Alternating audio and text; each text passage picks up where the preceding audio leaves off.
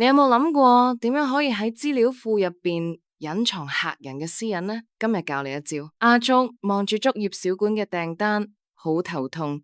客人嘅電話號碼全部寫晒喺度，但係店員阿伯處理訂單嗰陣，又必須要知道客人叫咩名同埋食啲咩，點樣先可以俾阿伯睇到訂單，但又唔會洩漏客人嘅私人電話呢？貓頭鷹博士話呢個時候資料庫嘅視圖就可以幫到手啦。博士解釋，視圖就好似一扇特製嘅窗，你決定透過呢扇窗可以睇到啲咩？我哋可以用 Create View 語法，將客人名同菜式連埋一齊，整一個訂單概覽。依家阿伯查閱呢個視圖嗰陣，就只會見到需要嘅資訊，完全睇唔到電話號碼啦。阿竹擰晒頭問：咦，咁視圖係咪即係將啲資料另外複製咗一份出嚟啊？博士搖頭。